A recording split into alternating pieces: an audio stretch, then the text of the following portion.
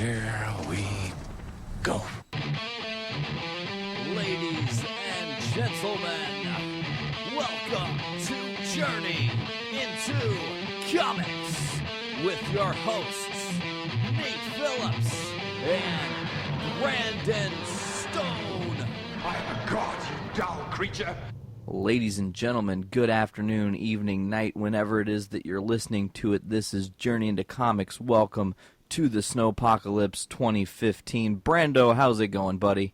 I'm snowed in, man. Me too. Fucking just did the drive. I told you this off air, but figure our listeners need to hear. Yeah, I snow blow the whole entire drive from like 12:45 to 2:15. It took me a little bit longer because there was more accumulation. And it's already snowed over, like I didn't do any work. So that was all for naught. Yeah, no, it's kind of tapered off down here a little bit. It's not as bad, I guess, as up near you. But Yeah, they're calling for gnarliness for the next like 31 hours. So yeah, more than likely, I'll end up going to work tomorrow, which is a good thing and a bad thing. and a little bit of both, right? Right. You don't Well, mind that free snow day. Yeah, no, not really. But, well, because we're, kind of snowed in here, I was originally going to do a solo cast this week. Yeah, and I was just going to watch the Super Bowl, as boring as that sounds. But, plans change, and I needed to get myself back into my neck of the woods instead of being down with Dad. Try to make sure that I can be a responsible adult and attempt to go to work tomorrow. We'll just see if that actually goes through. I mean, let's be honest here. You wanted to watch this because you wanted to see Katy Perry shoot stuff off her boobs. Is that going to happen? That would be cool. I mean, she does that all the time. I wouldn't be surprised. Yeah. It would be like really funny if she's kind of doing this provocative dance. And this is totally straight out of that one film. Was that like American Beauty, where all those rose petals came flying out of her shirt? If she opens up her shirt and they're all like kind of like halfway like deflated balls. Oh, that's an awesome one. Awesome joke. So I don't really care about who wins the Super Bowl. I mean, go Seahawks, but I'm not biased. However, real quick, I know we don't have this on the notes here, but Chris Pratt and Chris Evans have a little running bet going on. Did you hear about this? I did not know. So Chris Evans, the guy that plays Captain America, Chris Pratt, the guy that plays Star-Lord, Chris Pratt, a fan of the Seattle Seahawks. He's actually from Seattle. Chris Evans, a fan of the New England Patriots from New England.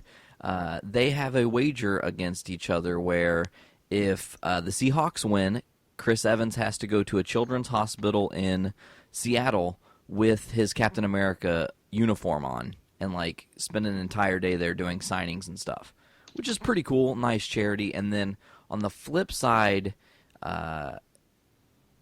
Chris Pratt, if the Patriots win, Chris Pratt has to go to a children's hospital in a Tom Brady jersey, which is much more lame. I mean, why not just say, hey, you got to show up like Star-Lord? I think that would be much more cool, Right.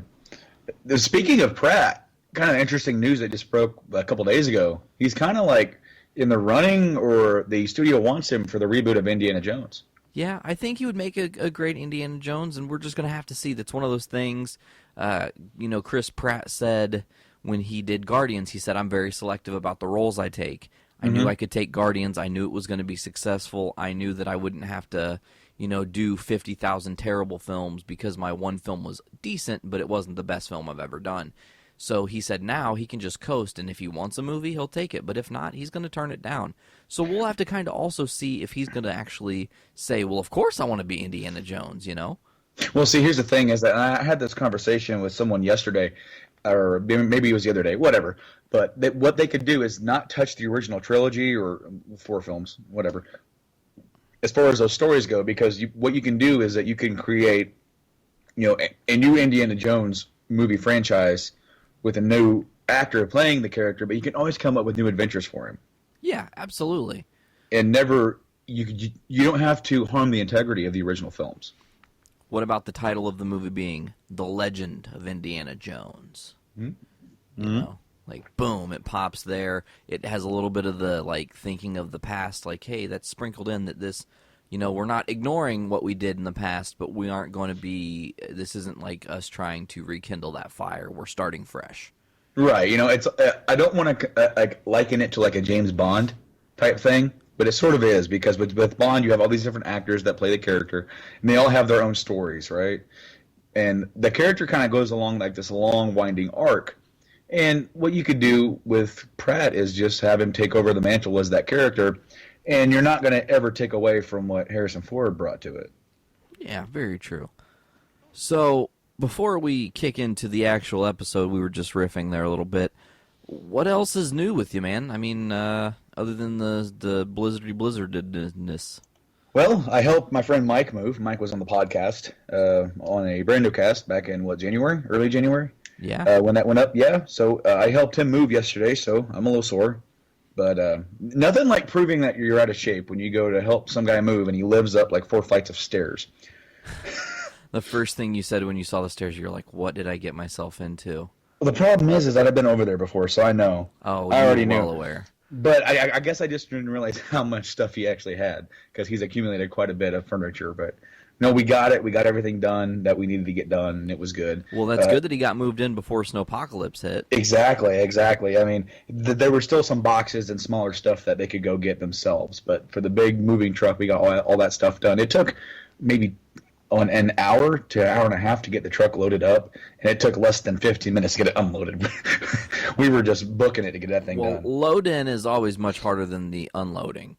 Yeah. I mean, you know that from when we used to do gigs with the band. I mean, you take 2 hours to load everything into the truck because you're making sure you have everything you need. It's all where it needs to go. And then when it's time to go home, you just want to throw the shit in the truck, go home, throw the shit wherever you need to put it, and then leave. Like, Yep. You don't want to take your time and make it packed all nice.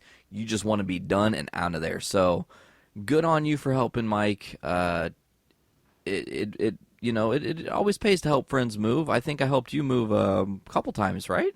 Once, twice? Just the one time, I think. Yeah. It was our second move. Yeah, you helped us on that one. Yeah, awesome. I've been recently, on a little side note here, been rewatching. I downloaded the Batman the Animated Series last night. You told me to check out the Fat Man on Batman podcast with Kevin Smith. Sorry, my words were slipping. And the first 3 episodes I had to listen to. I mean, there were no other choices just because of how epic the guests were.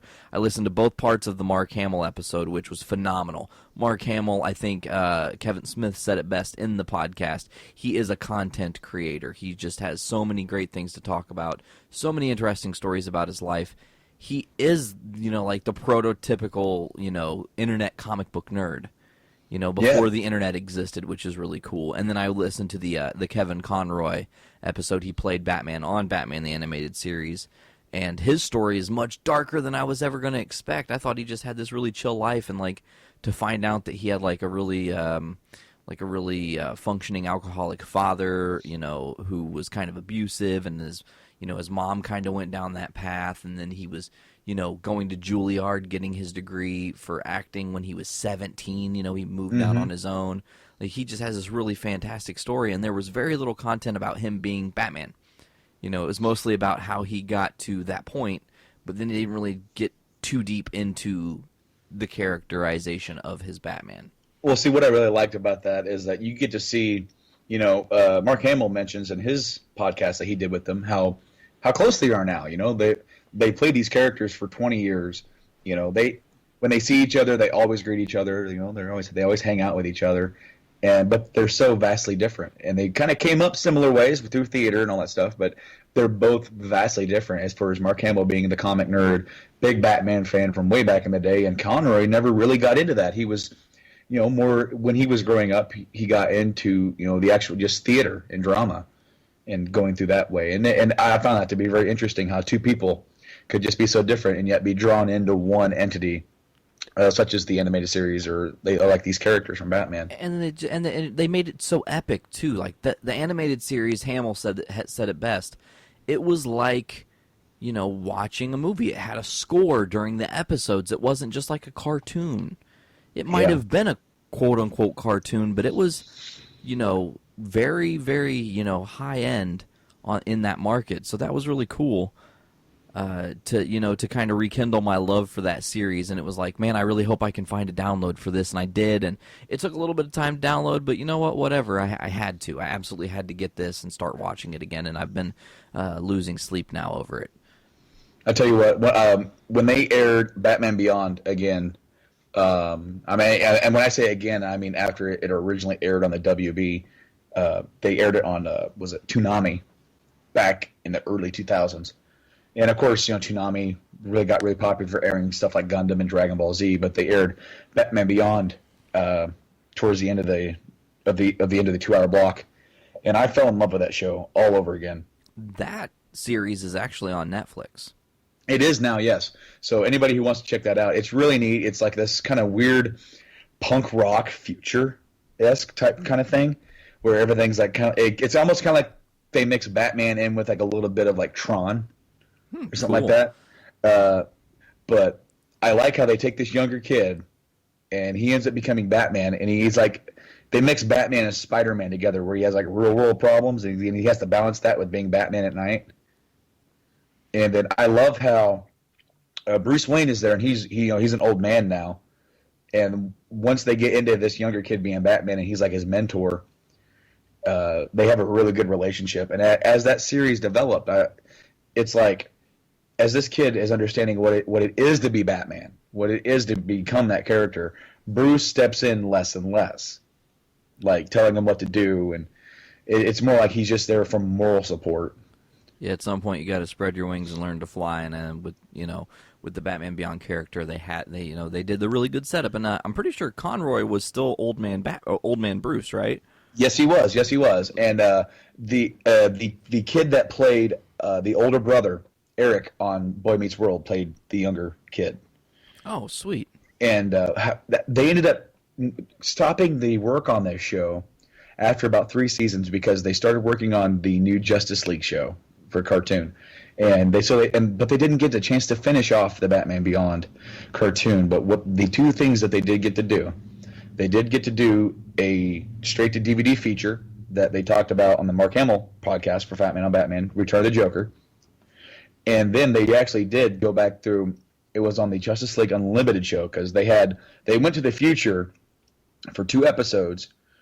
In that show, where they had Batman Beyond, they had like an old man Static Shock was still going around, and they had an older Superman, and they had Warhawk, which is the child of Hawk Girl and Green Lantern.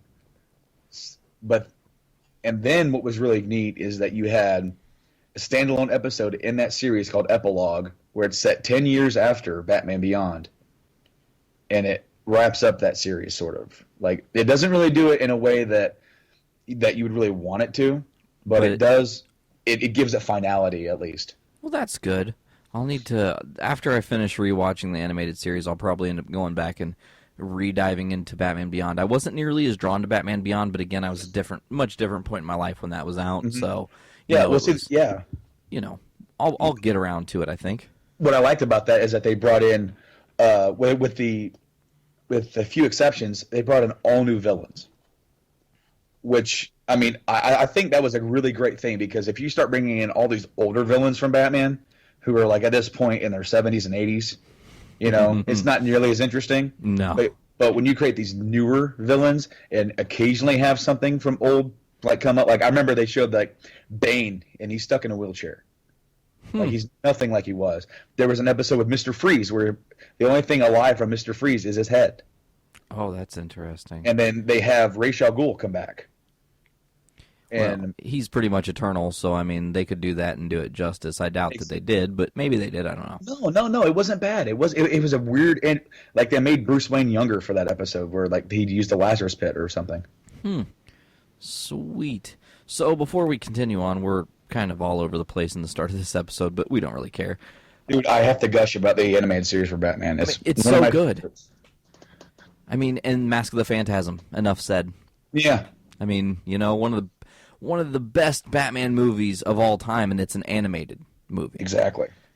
So, real quick, though, if you haven't, we are a podcast. We do talk about all these different things, but we do also do the social media stuff. Make sure to like us on Facebook. Journey into Comics Podcast is the easiest way to find us, so facebook.com/Journey into Comics Podcast. We now, as I bullshitted about it last time when we were on the Civil War debate episode, we now do officially have a Twitter. Unfortunately, Journey into Comics is too many letters, so I had to come up with a tag that would be identifiable, I guess is a word you could say. So now if you have Twitter, find us at JIC Podcast. And, of course, we've got our Instagram at Journey into Comics. And, as always, Brandon kicking ass on the YouTube channel. Find us at Journey into Comics on YouTube as well. Now let's get into brass tacks. Brando, X-Men castings. We've got a bunch of stuff that broke. What's going on in your head with what they're doing with the first class cast and adding in some of these pivotal characters? Storm, Jean Grey, Scott Summers, so on. Well, see, it's obvious they're going to have to add these characters in at some point, right? And so obviously they're not going to use the older cast. It's this movie set in the 80s. So, but there is that question about, is Wolverine going to be in this film, or is he still Weapon X? What's going on with that? Yeah, I don't know. And the weird thing is, with the way that Days of Future Past left off, with Mystique essentially being Stryker and, eventually leading Logan into his own fate, does that set him up to be in this movie and maybe save the day? Maybe not. Maybe this is a time to let a younger cast shine, and, they can change a whole bunch. They could essentially say that the first 3 X-Men movies never happened after the way Days of Future Past hit the reset button. Right, yeah. Well, as far as these castings go, the one of them really caught my eye, and that is the casting of Jean Grey. Okay. And that is, of course, Sophie Turner. She plays Sansa on Game of Thrones. Oh, sweet. And so she is Sansa Stark. She is, the way Game of Thrones goes around it, she is one of the main characters from that family, because that family goes through a lot in that show. And she's tied to it. The show is still going on. Her storyline is still very relevant. And the thing is that the first thing I thought of was like, well, of course, they casted a redhead. Yeah, right. But in Game of Thrones, they just dyed her hair like dark. But I digress. Okay. I'm interested to see what she brings to it, because I feel like she does a really good job in Game of Thrones for what her role is, especially as that role is now evolving going into the next season. But I think she will do a good job as a younger Jean Grey. The other 3, I don't recognize as much. Yeah, me neither. I know Rose Byrne. She's been in a couple other things. She played Myra McTaggart in First Class, same character. She's just being brought back as Moira McTaggart. So that'll be interesting. But Ty Sheridan being Scott Summers, I don't know who that kid is. Maybe I needed to do a little more research on who these people are. And then we've also got Alexandra Shipp is going to be Storm, which that's interesting in and of itself, that they're casting a younger Storm. It's great. They're casting both Scott and Jean, which means we're probably going to start to see, that Sophie Turner and Ty Sheridan are going to have a love story now in Apocalypse. Maybe Scott saves the day and tries to save Jean's life and gets injured. I don't, you just don't know. Right. Of course, that story is pretty much iconic for the X-Men franchise, right? It really is.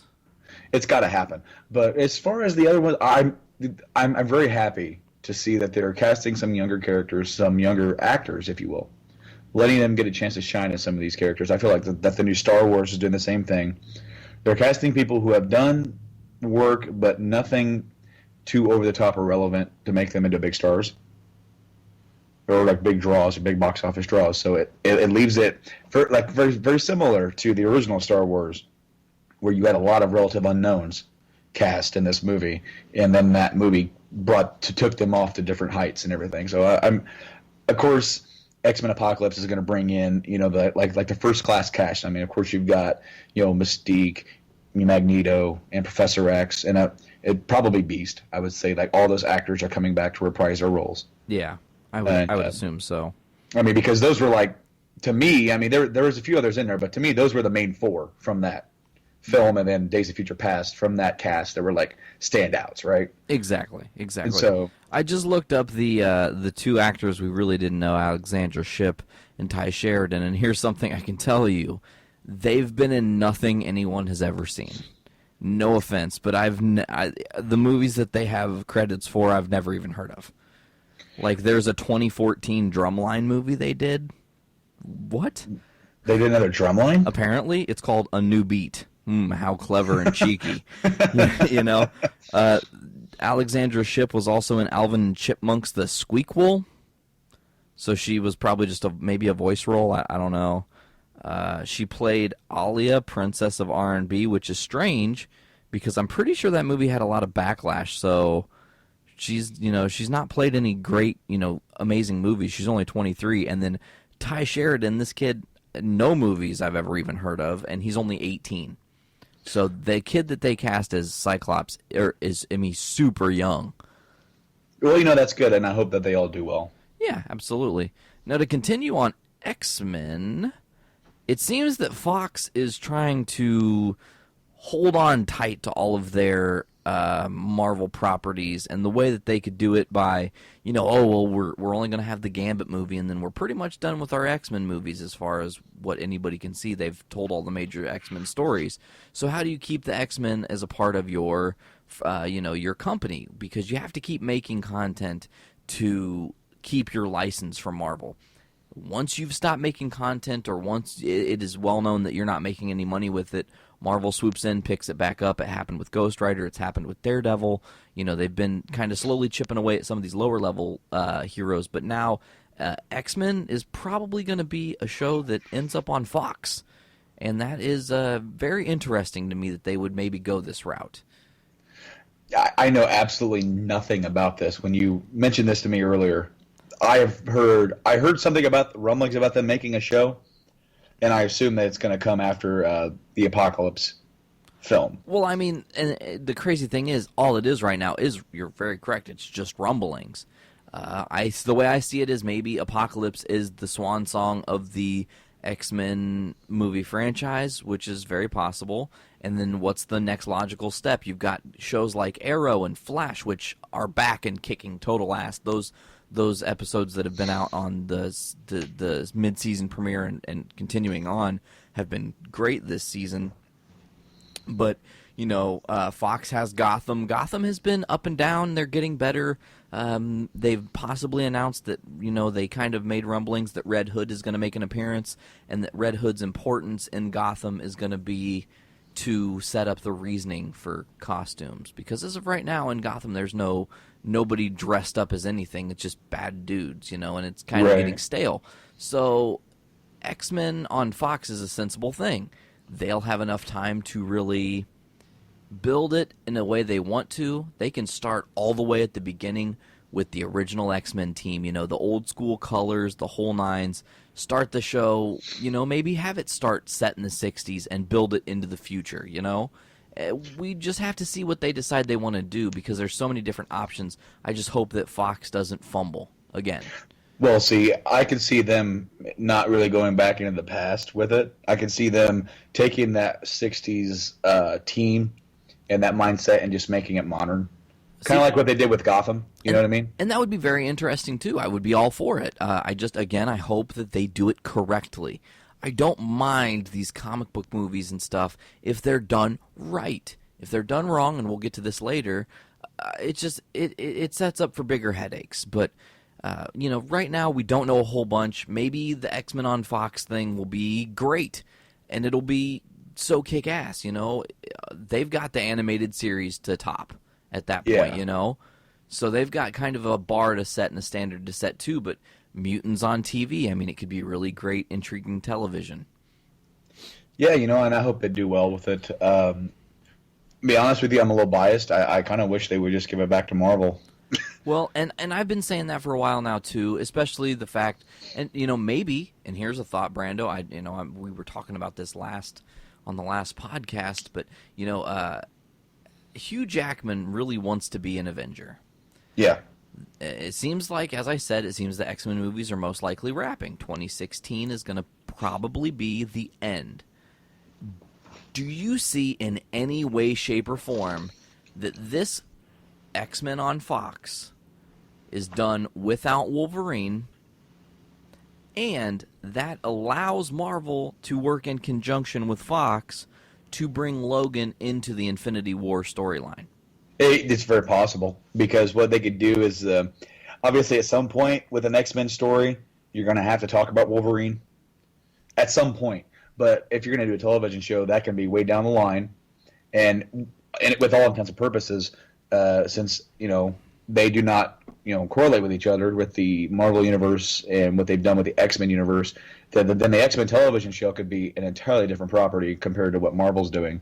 So then they could just bring in Hugh Jackman, recognizable as Wolverine, bring him into the Marvel movie universe to do the Avenger stuff, and then eventually just do a younger recasted Wolverine on the show. Exactly.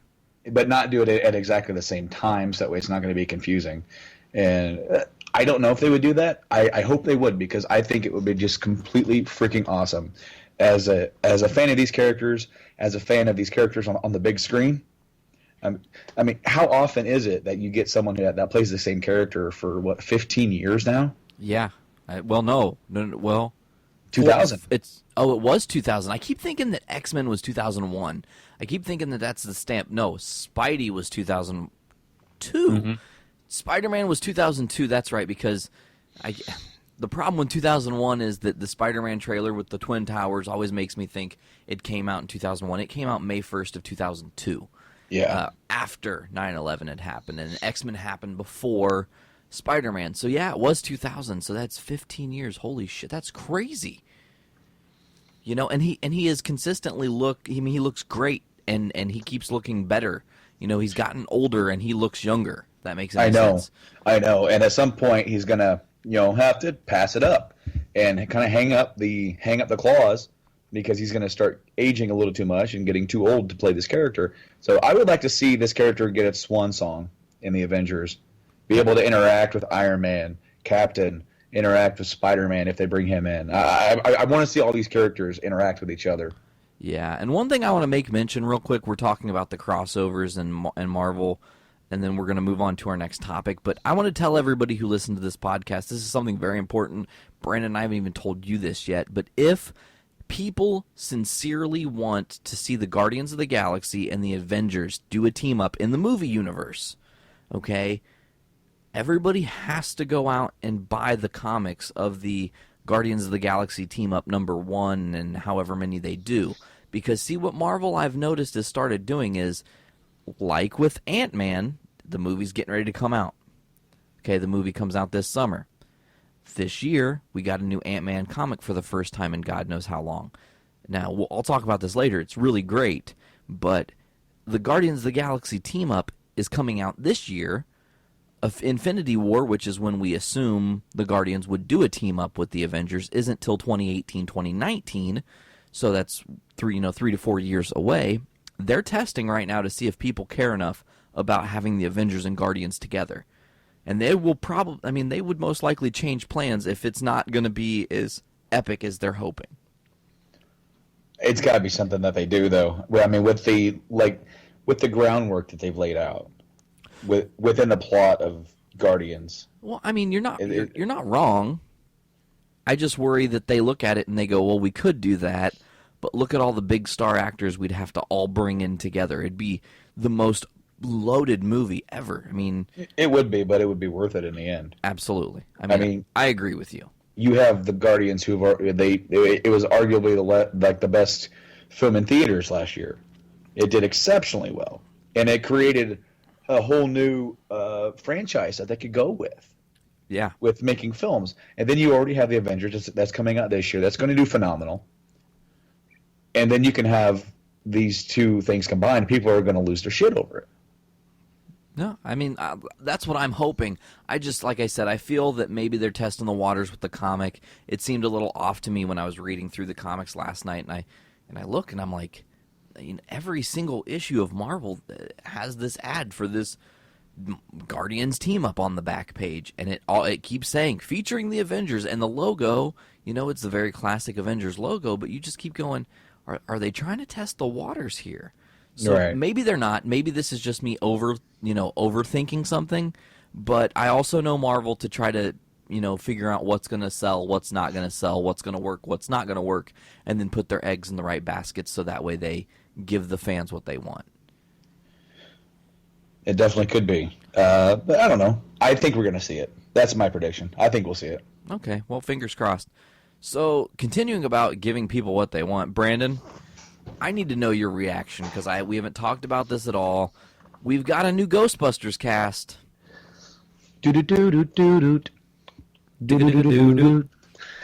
Oh yeah, dude. Yeah, they announced it. Was it last week? Yeah, last week. And of course, the guy that directed Bridesmaids is doing this. The original director, with Ivan Reitman, he's not doing this. He claimed that he did not want to do it another Ghostbusters film after Harold Ramis passed away, which is very unfortunate that we never got an official, I guess, third movie for them. Although, if you want to experience that, go check out the Ghostbusters video game for PS3 and 360. It's very cheap now. It was phenomenal. That's technically kind of like a third film. It's kind of a sequel to the first film. They have all the original voice cast come back for it. It's fantastic. Anyway, they even had an Easter egg for Louis Tully, which I loved because Rick Moranis will not ever act again, which is so unfortunate. It is unfortunate, but that is his decision. He has put out new albums, some new comedy albums. Because did you know what happened with him, right? Not to go off on too much of a tangent here, but he was acting, and his wife got cancer and passed away. And then he decided, like, I have to take care of my kids.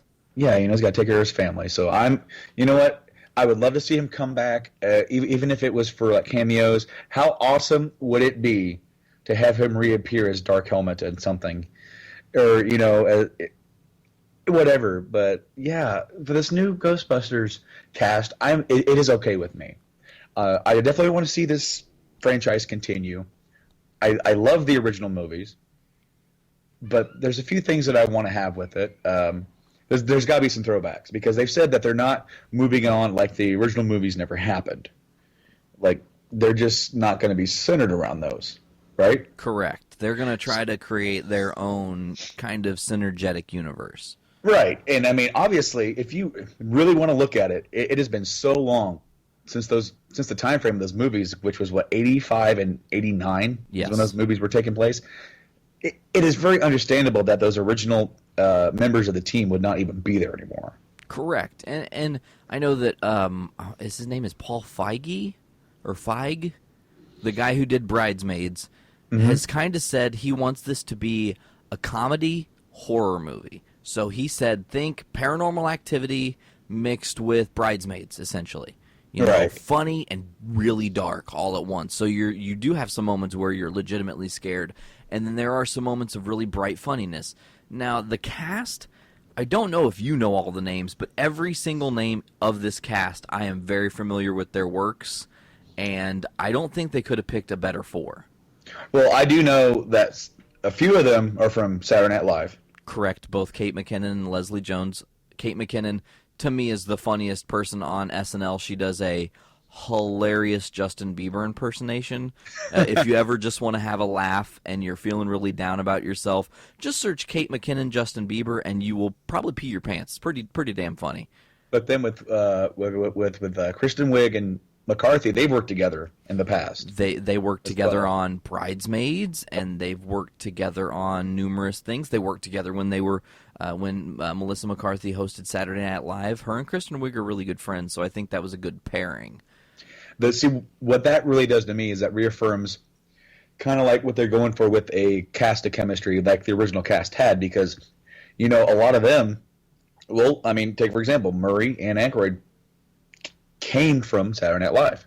Yep, and then I'm pretty sure that Harold Ramis, Bill Murray, and Dan Aykroyd all went to Second City in Chicago together. They were all in a troupe together, and Ramis stepped behind and wanted to do more writing, less acting, to where those two really shined as actors. If you look at was the other movie Stripes? Yep. You had a lot of great people who they were teamed up with, like John Candy, in that as well. So I'm really hopeful for this movie. The only thing that makes me sad about this is that one thing that I wanted them to do, and this is just the inner Ghostbusters nerd in me, is have it be actually relatable to something that happened in Ghostbusters 2 because of the time frame.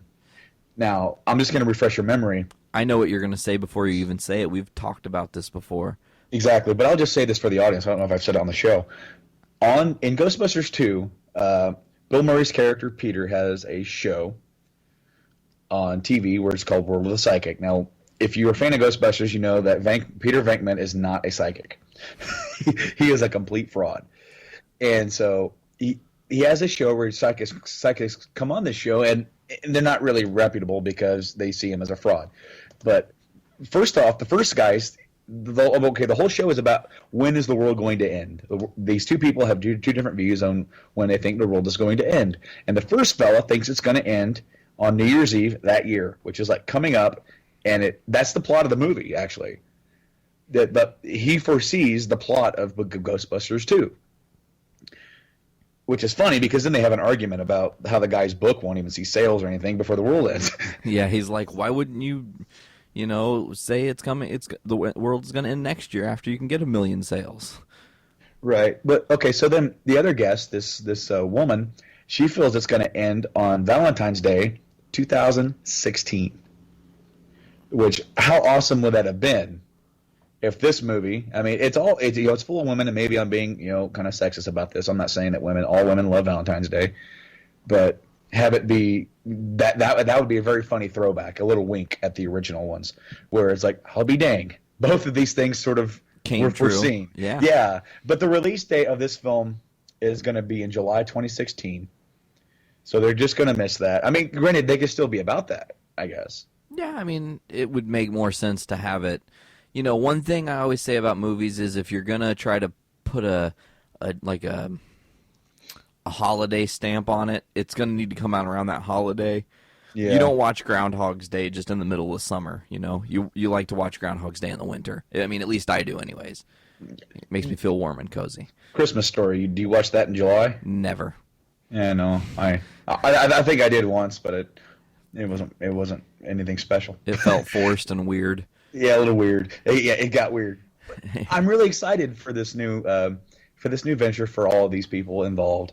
I want to see it happen. And Dan Aykroyd gave his blessing for this, and it'd be cool to see him make a cameo. I'm pretty sure he's going to make a cameo. I would say the surviving members will all make some kind of cameo, whether it's major or minor. Maybe they still do have Peter Venkman, but maybe they only mention his name. Maybe he's not necessarily Peter Venkman, the Ghostbuster. Maybe there's no reference to that. Now, I do have a question for you about the Ghostbusters movie.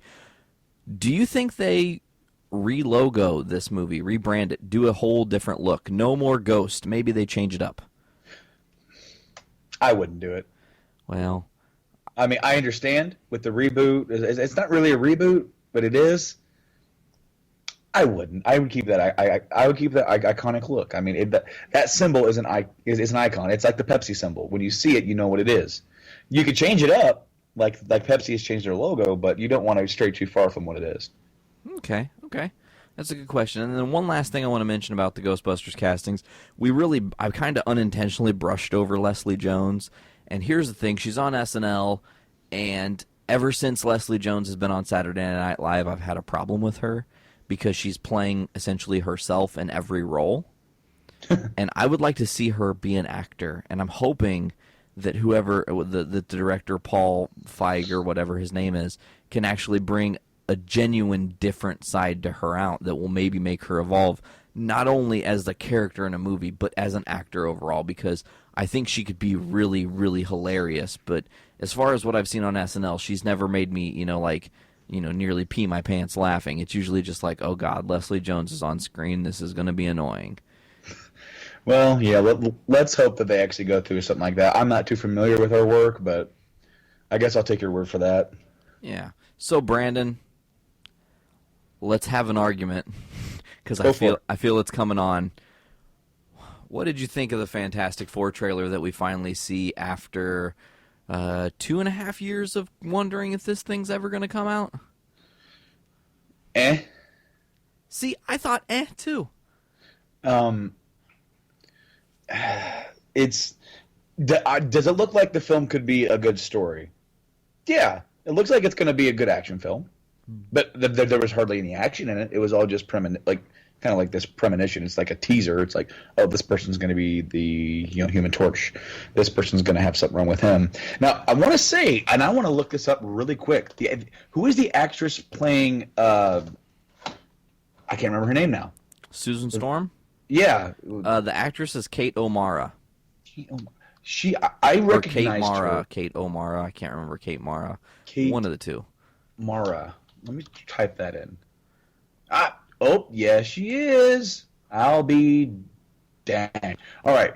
So she is going to be in Fantastic Four, right? Okay. She is the Invisible Woman. That was her name.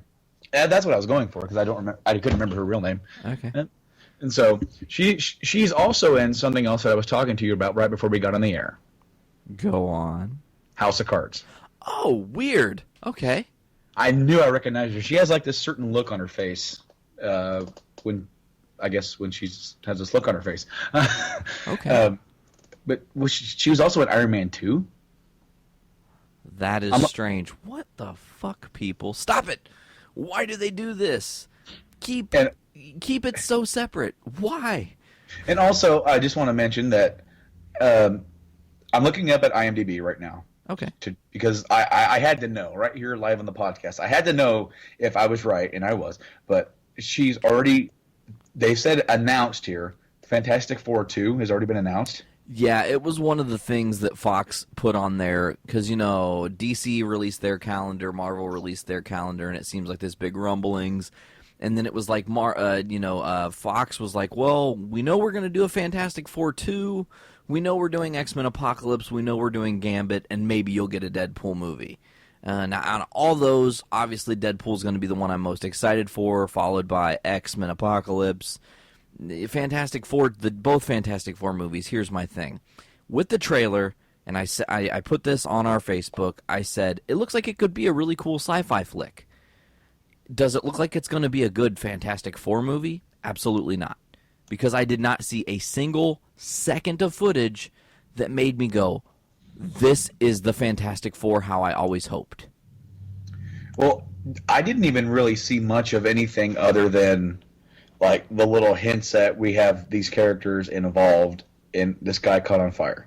Yeah, I mean, and then the last scene at the end where they're all standing there looking at some. It looks like the thing in Mass Effect 3 that shoots you up into the Citadel at the end. So it looks like they're in Mass Effect 3 at the end. And see, it's weird that you made that reference because the first thing I saw when I saw that was it looks like the beam from Halo 3. On all the different Halo 3 advertising stuff, and I'll maybe post this on Facebook or something later, a side-by-side picture comparison, but it's the same blue giant beam, So I don't know. It's like Fox, okay, I get it. You're trying to keep it relevant, and I know Fox had mentioned we wanted people to stop making it seem like that there's only one way to do a superhero movie. That's what they said. Yeah. That Marvel they're the only ones that know how to do it, and that Fox is trying to say, well, we can do it too. I don't think they can. Like I said, this might be a good sci-fi movie, but my worry here, and this is probably going to shock you a little bit, Brando, I think this could be worse, possibly worse, than the Teenage Mutant Ninja Turtle movie Michael Bay just put out. Oh, because of how badly it's messing with the mythos. That is very important, not just to the comic book people, but to the people who look. Fantastic Four is not something that no one knows about. If you could ask Joe Schmo on the street, yeah, Fantastic Four, cosmic, blah blah blah. There's a guy with rocks, There's an invisible chick and a dude with flames. Yeah, you kind of got the bullet points, but you're gonna miss on an important part of the togetherness. My biggest critique so far has nothing to do with what we saw in the trailer. It's the freaking logo. I hate it when they put the number in the name of the dang movie, replacing a letter in the name. Yeah, it that's like quasi-elite speak, and it's not done very well. It looks kind of tacky. Well, because is the movie called Fantastic? Or is it Fantastic? Fantforst? Or is it, is supposed to be, you're supposed to read the Fantastic and then jump right back to the 4 in the middle to see Fantastic Four? It's okay. You see the trailer, you see the logo, and obviously people who know about the Fantastic Four they're going to get it, right? It's just the logo, and it's like, and the 4 is iconic. Yeah, that's fine. But there's something about, I don't know, maybe I'm just being picky here. I really hate it when everybody freaking does this. What was that one movie? Was it 13? Yes, and They the did I that? and the first or second E was the 1 and the 3. Yeah, Megadeth did that too for their 13. Yes, weird. It just, I don't know. I'm not a big fan of it. I think it's contrived. I think it's done just. It's supposed to be seen as something cool, and I think it's something that detracts from it. That's just. I don't know. We're gonna have to see exactly how this. I don't. The crazy thing is, I mean, Brandon, I don't know if you know this, but the crazy thing about this trailer was Fox essentially changed their tune. They said that they weren't putting this movie out this year, and then it said August 7th this year, and I'm like, oh. So you are putting this movie out this year after you said you weren't putting this movie out this year. Way to confuse your audience. Good job. Yeah, but I have almost no interest in wanting to go see it. Yeah, me neither. I'll wait till it's online for pirates. So here's what's going to happen now, folks. We are recording live in real time. Brandon needs to talk about some stuff with Game of Thrones. I'm not caught up yet. And to avoid spoilers, I'm going to leave for a second because I need to make a little tinkle. So I'm going to do that. Brandon, I'm going to let you rock out with your brain on, talk about some so I did it again. I'm for some reason I want to say Guardians of the Throne. I don't know what's going on there. I will fix it. But I'm going to use the facility, folks. Brandon's going to talk about this awesome stuff and things, and I'll be right back. Well, apparently Nathan cannot hold his bladder for this long of a. When we start going too long on a podcast, I guess he starts getting some problems. But anyway, Game of Thrones debuted in IMAX here recently, and they played the last 2 episodes from the previous season. And from what I'm understanding, from what I'm reading, they're going to make about $2 million from this, and it's fantastic. I think Game of Thrones, the way that they set the table out there, with these shows, with the episodes. Excuse me. When they set the tone with these episodes, it definitely feels like you're watching a movie at times. Just the level of production, the level of characterization, the writing, and everything just kind of comes together, and it makes this awesome little sandwich of a show. But also, they debuted the trailer for the next season, and it was a lot of teasing. It was just a lot of you seeing the certain characters from the previous season, and where they're at now. But the one thing that I am so excited to see what they're going to do with is what they're going to do with Tyrion. Obviously, they sort of changed the story a little bit to revolve around him. Not revolve around him, but regarding him. They changed the story with him. And, it doesn't happen the same way that's happening in the books. And it's sort of deviating. And they could essentially set Tyrion up to go up against his own family with what happened at the end of season 4 with the death of Tywin. So is he going to go help Daenerys? Is he going to go fight against his sister and brother? What's his brother's take? Him and his brother were close. So after the death of Tywin, how is that going to affect their relationship? I'm so excited to see what happens in this season. It debuts in April. I think it's April 12th. So I'm so excited for that. That'll be right after Walking Dead and stuff like that. So just go right into Game of Thrones. Just keep the nerdy television coming. So that's pretty much all I have to say about it. I mean, because the trailer, it didn't really tell you much. It just showed you these certain characters, like Arya's over there and Bravos and Tyrion and Varys are now over there with Daenerys, and Varys kind of hints at him that you can help someone else get the throne, and that's probably going to be, the last of the Targaryen. So, very excited to see where that goes. And that's pretty much all I got to say about it, because Nate isn't caught up, and I don't want to talk too much about it with him here. Kind of want to do a little bit of Game of Thrones talk with some of my other friends that are caught up and have a big, long discussion about that. But sounds like Nate is back. Hey, I'm back. Hey, I'm back. How was your tinkle? It was a tinkle, and I went and checked the snow. It's still snowing. So we're fastly approaching that 24 hours of snow I was talking about. Well, I was able to get through my Game of Thrones talk, and right on time. So we can move on right now to the next topic. Sweet. Brandon, cancel WWE Network or no? I didn't do it because it's too much work. Yeah, me too. I just... Honestly, I guess I'll just start off on a very positive note because, so last weekend, on last Sunday, was the Royal Rumble, and that's probably the second most important event for the WWE in the year next to WrestleMania. I mean, it's an event that everybody looks forward to every year. I know I do. Oh yes, I mean it's always a big deal, and so going into it, I was really excited to see what they were going to do. I sort of could predict how it was going to come down. I didn't think it was going to happen quite like it did, but let's start it off. That triple threat match Was phenomenal. Holy crap, it was great. I would say that MVP of the match was Seth Rollins. Of course. And that's pretty easy to say when you see who he was working with. But the other two, both Brock and Cena, they had their own really bright spots and really great moments in that match. So as a whole, it was a very well put together match. It was really intense. I honestly wasn't sure who was going to win and how things were going to play out. I wasn't sure, is Seth Rollins going to cash in? There were a lot of questions. See, the thing is that they all worked really hard in that match. They did. And, Cena always brings it. He always tries to put on a good match. With his dancing partner in there, sometimes it doesn't always come off as the best match. But I feel like Cena was really good in his role here. Brock Lesnar, it seems like Lesnar has even fewer moves than Cena now. Suplex, F5, suplex. And the occasional Kimura lock. Yep.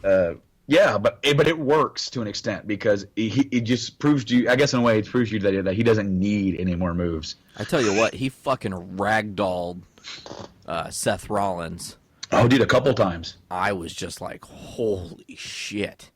Yeah, dude. Yeah, that match ended up being very good. I was very happy with how that came about, but the latter part of it, the actual, the meat of the Royal Rumble is always the Royal Rumble match. And I thought that was very bad this year. I felt like it was bad pacing, bad booking overall throughout the whole thing. Normally, when you start off the Royal Rumble, you want to start off with somewhat of notoriety. You want to get some sort of big, hot, facing right off in the very beginning. And this year we got R-Truth. Well, actually, it was Miz came out number one, who's been in a comedy act for the last 4 months with Mizdow, which is very entertaining. Mizdow himself is very entertaining. Yes, I love the pairing together because both of them make it work. Because you have the Miz, who's always so serious, he thinks he's the star, and Mizdow is obviously stealing his thunder. But by himself, it's nowhere near as interesting. Then you have R-Truth, who's been nothing but a jobber for the last 2 years. Yeah, and was it Rumble or Survivor Series a couple years ago where Miz and R-Truth were a team against The Rock and Cena? Mm-hmm. And ever since then, it seems like the Truth has just been relegated to doing nothing of importance. Except for not rapping. He does not rap his own song as good as he should. You notice he always is kind of fumbling over the words, like the song is too fast for his brain to process. Somebody told me that he is in his 40s. Is that true? I'm not sure. I don't know myself either. It's not really that big of a deal. But I tell you, it's crazy. It could be very possible. You think about it. He was in WCW as K-Quick. He was in WWF as K-Quick. Also, yeah. So let's see. R-Truth. Then he was in TNA after that. But no, I kind of felt like that whole thing, that the start of it was very lackluster. But then Bubba Ray Dudley came out, who has, of course, spent the last 10 years of his career in TNA as Bully Ray, who has had a great singles run down there. He's turned himself into the latter part of his career having a great singles run, and he came back to a monstrous pop.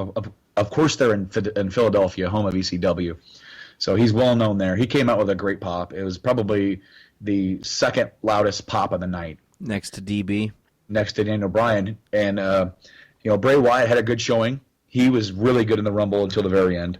Daniel Bryan came out at number 10, got a huge pop. He is stupid over, man.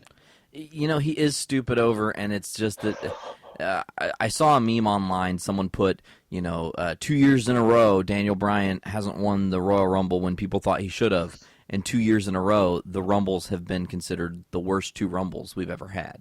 Okay, when you think about it, Bryan is the most over guy in this company. And honestly, he's not even all that interesting of a character. No, but people connect with him. He's an everyman, right? Exactly. It's like that could be you, Nate. That could be you, as goofy as you want to be, shouting yes. Time out. Are you calling me a fucking goat face? I am not calling you a goat face because Brian has not always been a goat face. I know. It was But there. I had to take it's it. just, he's not this over-the-top personality. He really isn't. He is just a humble, down-to-earth cat that just connects with the crowd. And the thing is that him not winning, I don't have a huge problem with. It's how they did it, because he was in there for like maybe not even 10 minutes. Now, do you think they maybe only had him in there for less than 10 minutes because he was a little bit injury aggravated? If he was injury aggravated, he wouldn't have even been in the match because he had matches leading up. Well, I guess that's true. That is true. I heard some rumblings. Haha, no joke, pun intended there. But the reason that Bray had such a strong Rumble showing was because it looks like it's going to be Bray Wyatt Undertaker at 31. I've heard that as well.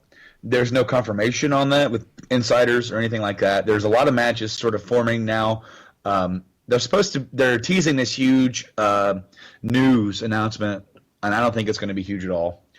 But they could surprise me. See, the thing is that I think they tried to get Daniel Bryan out of the match early to get the boos out of the way, but it didn't work. Because by the time Roman Reigns came out, who is an over guy. Reigns is over, but he's not as popular as Daniel Bryan. Yeah. Nowhere near. And I mean, if you're WWE when you're booking this, don't you realize you're in Philadelphia? Like, they are very, very opinionated. Well, that's one of the three largest vocal cities. You have New York, you have Philly, you have Chicago. Those are the three hardcore based fans right there, as far as like being long-term fans of your product. The thing is that they're also going to tell you exactly how they feel. A lot of these fans, a lot of the diehard fans also go to WrestleMania, which is why the next night after WrestleMania, a lot of them go to there too. And the WWE tries to paint it as, well, this is this is a really weird crowd. No, it's not a weird crowd. It's your diehard fans. These are the sons of bitches that are buying your goddamn network. Exactly. Okay, so they just made 1 million, right? 1 million subscribers. That's awesome. Good for you. That's 1 million of your diehard fans. If your diehard fans are telling you that they want a certain star, and they've been telling you for the last 2 years that he is our guy, that would be like back in 1998. Who was the most over guy in the company? Stone Cold Steve Austin. If they would have just been like, nope. Nope, not you. We're going with The Rock. And The Rock was popular. He was a bad guy at the time, but he was popular. The fans were into him with whatever he was doing, but it would have fallen flat on his face if it was The Rock and Shawn Michaels at WrestleMania 14 when you have Austin doing something else. It would not have worked. And if you want to make money, God, it's just so frustrating. I don't understand their mentality with this because from what I've read and with what certain people have reported, no matter how over he is, no matter how much the fans cheer for him, he is not their top star. Well, according to them, and a lot of that I think has to do with how out of touch Vince is, really. I mean, he's still, mixing it up and trying to make decisions, and maybe he is the key guy to make decisions, but the problem with that is he is not in touch with what people want. He thinks you have to be that prototype Brock Lesnar, Roman Reigns, Batista body style for people to want you to be champion. It's not the 1970s or 80s anymore. People don't want that anymore. They want, like you said, an everyman. They want someone they can actually relate to. Why do you think CM Punk was so over? He was essentially just like Stone Cold, minus all the hoopla. He told it just like it was, Well, see, and that's another thing, is that you can actually get the crowd to like a bigger bodied guy like Reigns. It has to come naturally. Last year when Reigns was in the Rumble, he was over. Fans were cheering for him, but he was also protected. He was in a group. He didn't talk. Now he's on his own. He's on his own as a singles competitor. And the promos they've been writing for him, he's just come off so weak, and his win in the Rumble was just so weak. I mean, when you think about it, what they should have done, the ending of the Rumble should have been Reigns. It should have been Ambrose. It should have been Daniel Bryan. It should have been Bray Wyatt. It should have been Dolph Ziggler. You have all these top young guys. And people are going to go, holy crap, what's going to happen? And who of these five is the chosen one? Okay, even if Reigns wins, right? Even if Roman Reigns gets the better of these guys and somehow he wins, that is still a much – and people are still going to boo that. but it's much better than having the last three people in there were Roman Reigns, who's supposed to be this newer, younger star, which we need. We need newer, younger blood. And I'm not, condemning him for anything. I like him. I just don't think he's quite ready yet. But he's this younger guy, and then the other two guys are the Big Show and Kane, who've been with the company since like 1999. Kane even longer, since '97. And you're going to expect me to believe that one of these other two guys are going to win the Rumble?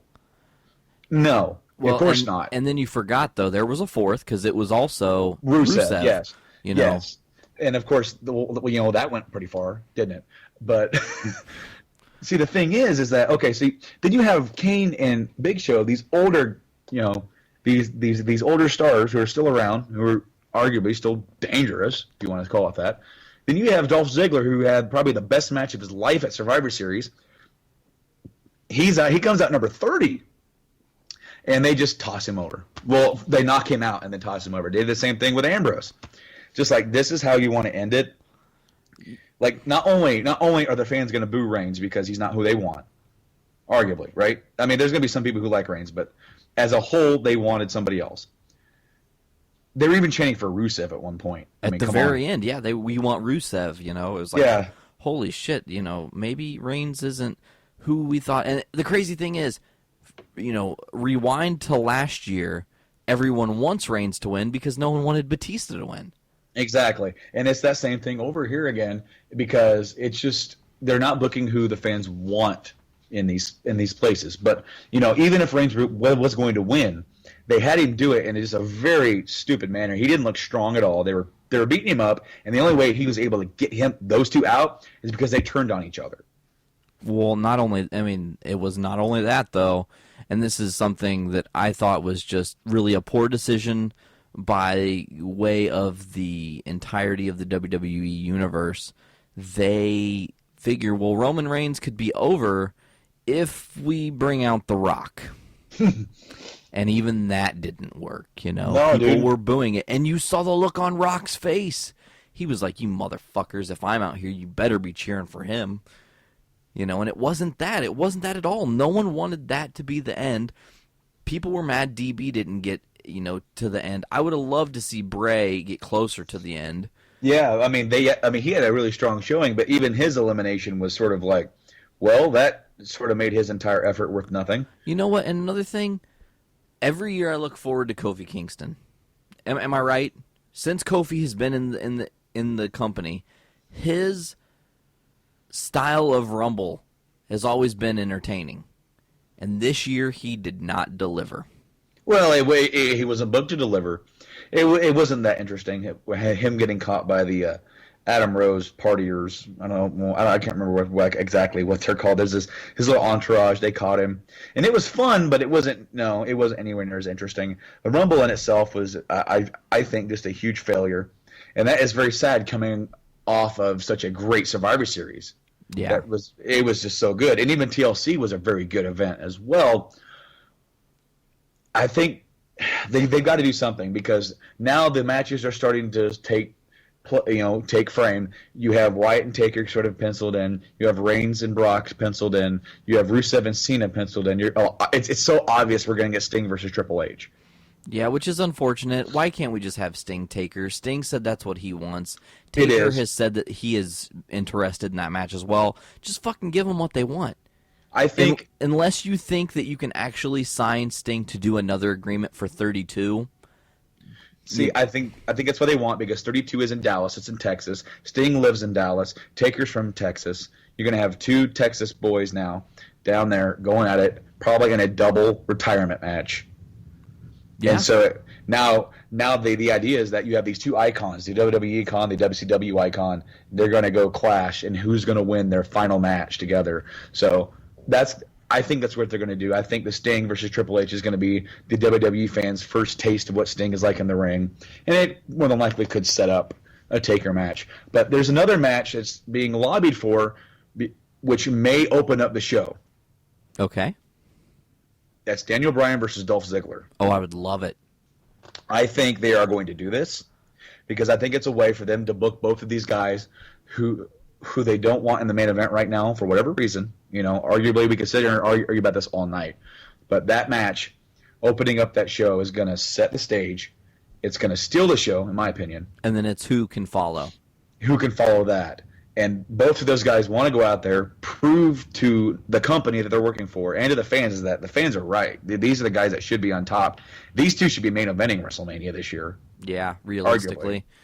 And then, I mean, it's going to be a fantastic match. And the thing is that I don't want Ziggler to go heel for this. I want them to be two guys who say, you and me don't have a match. You and me think we should be in the main event. You and me want to prove people wrong. Let's do it. Let's do it one-on-one. And who do you want to win in this? It's like, Bryan's the big superstar. He won last year. Here's Ziggler, who's like, every single time it seems like he's getting closer to the top, he like falls a couple rungs down. I want Ziggler to win this, but I want it to be a very close, hard-fought match, and I want there to be a handshake and hug at the end. Yeah, I totally agree. Doesn't hurt Bryan, elevates Ziggler even more. And they're both world champs. I mean, they're both former world champs. Yeah, of course. So, I mean, it's just, that's what I want to see happen. I think the card itself, we're going to have to see what they do for Reigns and Brock, because here's another thing that I didn't even write down for my own notes here. Brock's past 2 weeks, not barring this past week, but like the week before the Rumble and then the Rumble, I think has turned him babyface. On his own, yes. I mean, and not like he's supposed to be. It's like he went out there, beat the living crap out of Rollins, the Big Show, and Kane the week before, and then his showing at the Rumble was, obviously the crowd was really over with Brock. So now you have this segment of the crowd who is not liking that Reigns is in this spot because it's not who they want. Then you have this segment who's also cheering for Brock right now.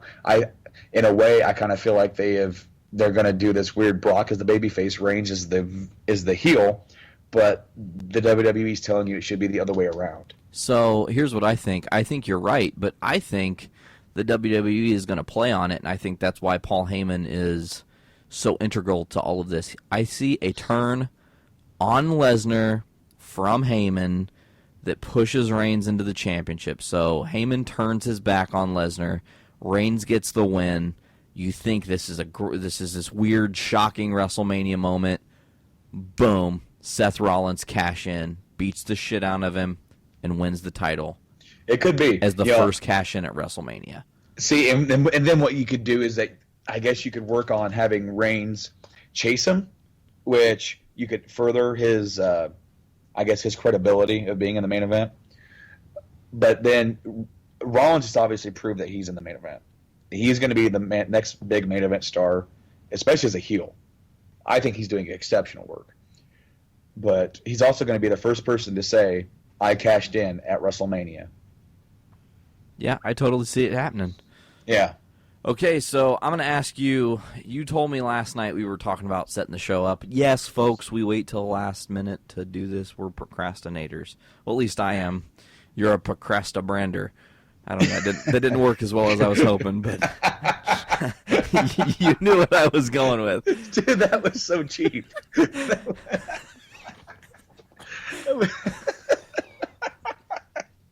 Oh, fuck, I didn't mean to.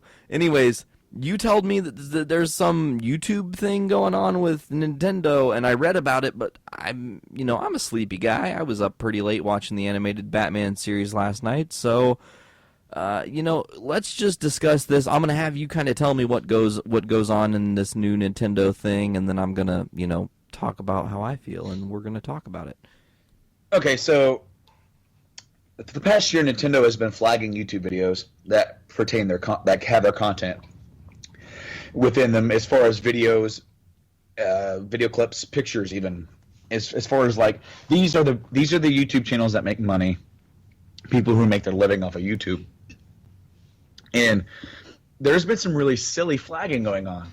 One of the YouTubers I watch for gaming is the Happy Console Gamer, and he had a recent video flagged by Nintendo back in January. It was his 2015 most hyped up games, or games he's looking forward to, and he had a picture of Link from the new Zelda Wii U game.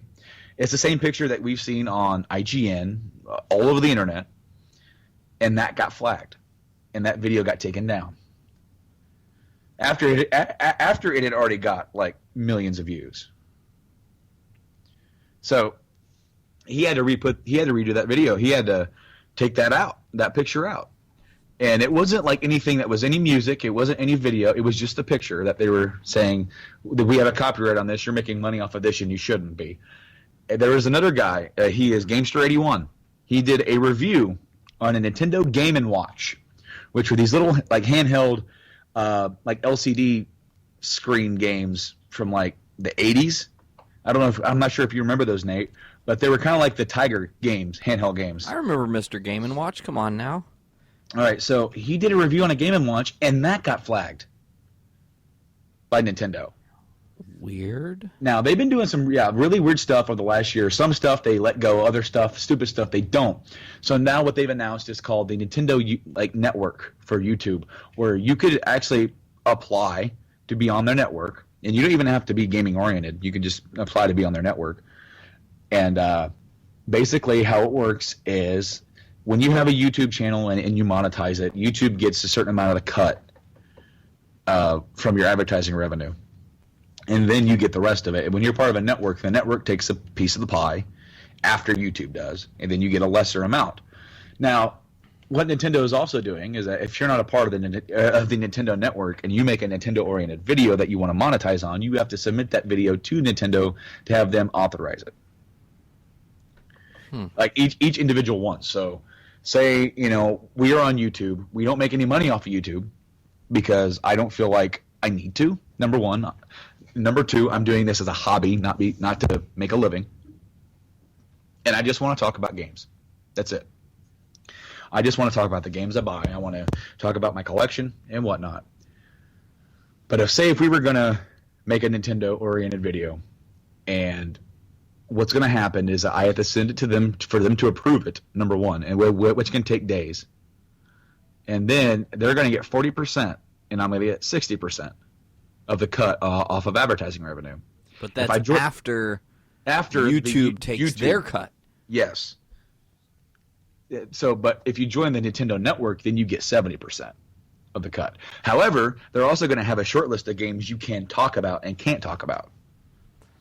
So say you want to make a video about Pikmin, and Pikmin's not relevant right now, they can say, no, can't do that. Or say you make a review for a Nintendo game and say they don't like what you have to say about it, they can deny you. Well, and I don't really like this setup. I really don't. And I feel for a lot of these people who are going to YouTube and making their living off of there. There's a group of guys that just formed their own production little group, I guess. They were big guys over at IGN, Greg Miller and Colin Moriarty, and a couple other guys. I can't remember their names right now. Says the producer/seducer. Nick Scarpino, I think, was one of their names. But anyway, they got a couple other guys with them that came over from IGN with them, and they created Kind of Funny. And that they have their own channel, and now they have Kind of Funny Games. And they have said that if they're going to have problems with with Nintendo content on YouTube, they're just not going to play and talk about Nintendo games anymore.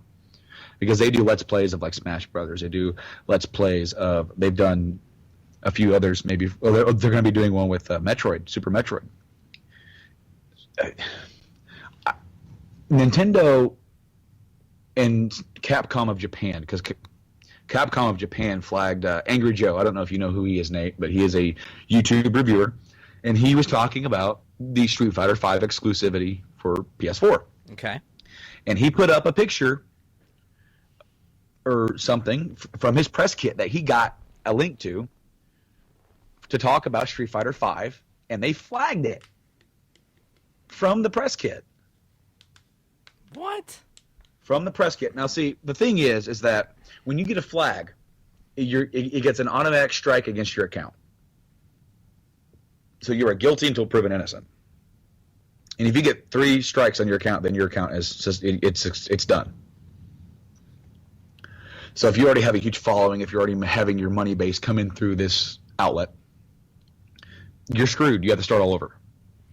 I would make a video before that happened, after my second flagging, if something like this happened. I'd make a video that goes, look, if you like me, here's my alternate channel, and I'm not Yeah. putting anything up until, but be subscribed, because if my videos stop happening, you're going to want to go there, you know? That has happened before. That's happened with some other people that I follow, who they've had to create a secondary channel, or a means to get their content out that they're creating. I do think this is something from Nintendo, and these are actually rules instead of Nintendo flying by the seat of their pants like they've been doing for the last year. So this is something, right? I don't necessarily think it's the best thing at all, but it's something. So at least they've made a decision, and I guess we'll go from here. What my worry is that you're going to see other companies follow suit if this works out well, because you have other companies here like Ubisoft and some other companies like Western companies who are really have good terms with the YouTubers. They don't care if they talk about their games, even if they have something kind of poor to say about them. They kind of see it as free advertising. Now, not all of these companies are probably the same way, because I did hear some stuff about like Activision was pulling down videos that put up glitches for Call of Duty or whatever. So it's probably a little bit selective, but I don't know. We're just gonna have to see how this kind of pans out. I kind of want it to fail, because I want the YouTubers to be able to have their own freedom of expression. Well, it needs to fail. This is, I mean, sorry, but this is America. Freedom of speech. If I'm not allowed to sit in my fucking home in my pajamas and talk about Nintendo, which is a company I've adored since I was a kid, then first of all, fuck Nintendo. Second of all, what are you doing? Like, how asinine does this look? Well, okay, yeah, because then you have this whole, like, just the stupid thing, because they flagged people for just talking about their content, not showing a video. There's been shit where, like you and me right now, we are sitting here talking. They have flagged people for talking about their copyrighted content, saying we're making money off their content. Can we do something crazy like put up this section of the podcast on our YouTube to see if it gets flagged, just as like a almost like a putting a feeler out there, to see what happens?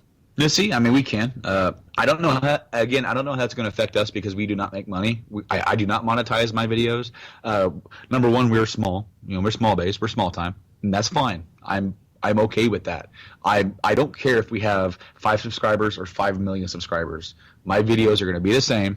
I'm going to make just whatever I want to make, talk what I want to talk about, and I don't ever want to monetize our videos. If obviously, if I lose my job, I might. But. I mean, and if it got to a point where it's like we have 7.8 million subscribers, and every video we have has 24 million plays. Okay, maybe it's time to do that. But until that day comes, I don't think we need to worry about it. Dude, all 7.8 subscribers, they watch all of our videos? Yeah, I was trying to say 7.8 million, and I 7.8'd it, and it fucked up, and it was awful. 7.8 subscribers. All 7.8 subscribers, because that full 8th one, he can't show up. No, dude. Well, he's only partially committed. So here's a little flip side. Nintendo's fucking up, but Marvel, as we always like to talk about Marvel, has decided they're doing something that sexy is a good word to come to mind. Brilliant is another great word, but different. We've got Loot Crate, we've got Nerd Block, we've got Arcade Block, they've got Horror Block, you've got, all these different subscription services where you get a mystery box full of stuff. And finally, Marvel said, hey, we're going to team up with Funko. They're the creators of the Pop Vinyls and bobbleheads and all of those things. They also do the Funko reaction figures. We're going to do an exclusive box service that's bi-monthly. So in a year, you get 6 boxes for $25. So every box has exclusive content only. The things in the box, you can only get in that box. There's no other way to get them unless you buy them on eBay. So I'm like, oh, that's interesting, cool. They probably won't get me to buy it, and unless it's something epic. And then the first month of this, they're releasing a giant size 6-inch pop vinyl figure of the Hulkbuster armor from Age of Ultron, and it looks phenomenal. Yeah, you sent me that picture, and it looks really cool. So I already subscribed. I've paid my first month, and then so it goes, April's going to be the first one, and April's box service will essentially, here's April preparing for May. then they'll release one in June, preparing for July. So June's box, they've also announced, is going to be Ant-Man related stuff. Oh, of course. So you're going to get all exclusive content. It'll be shirts and figures and whatever else they decide they want to put in there. They might even put comics. You know, you just don't know. I mean, you might as well put some variants in there. I mean, right? I would. The thing is with box subscription services, you always want to keep in mind there are always limited supplies because they're not just going to produce 27 million of these, hoping 27 million people buy.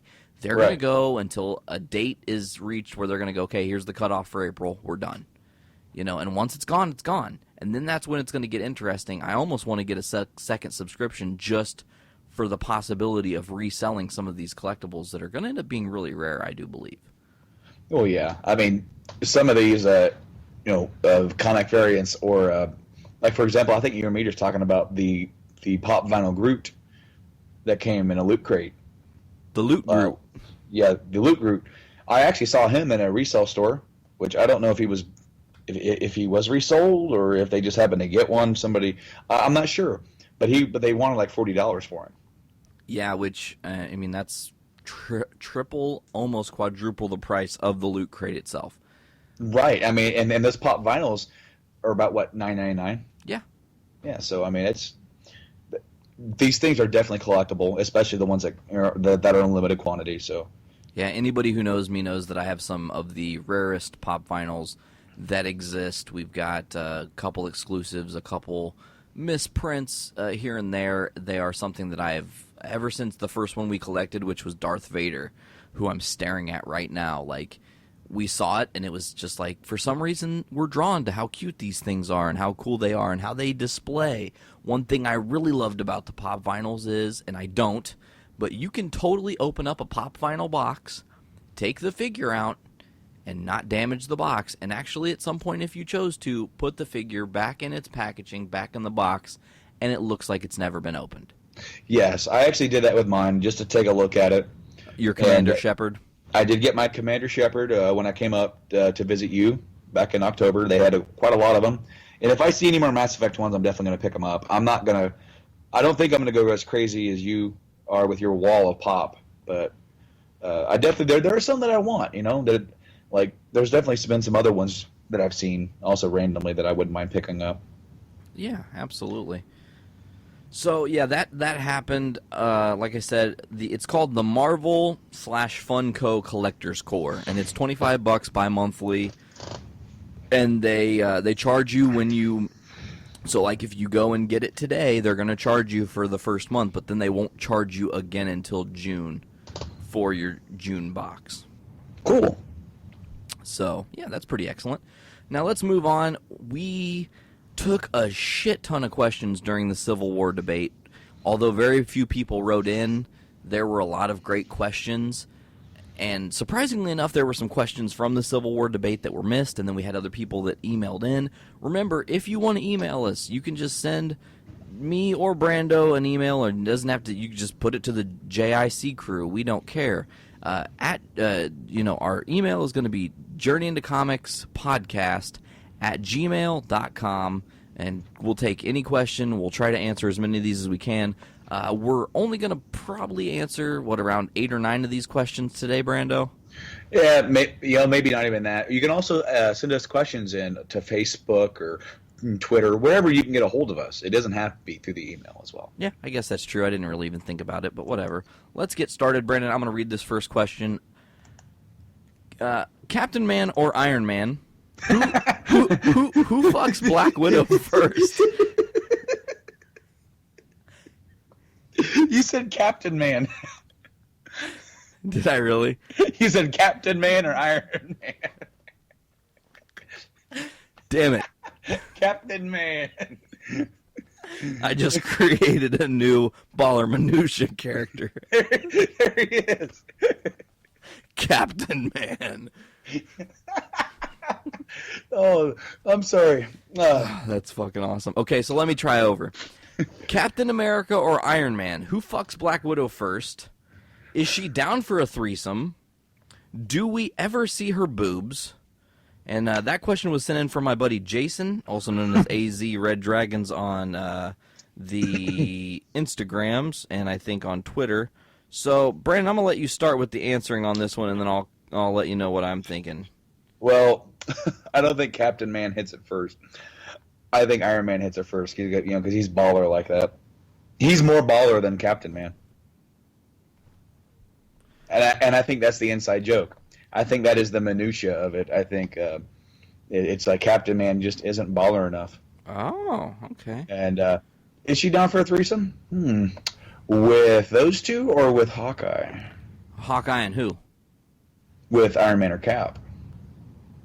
Oh, ooh, okay. Like who's the threesome with? I mean, I guess I'd be. I don't know. I'm saying Hulk, Iron Man. Oh man.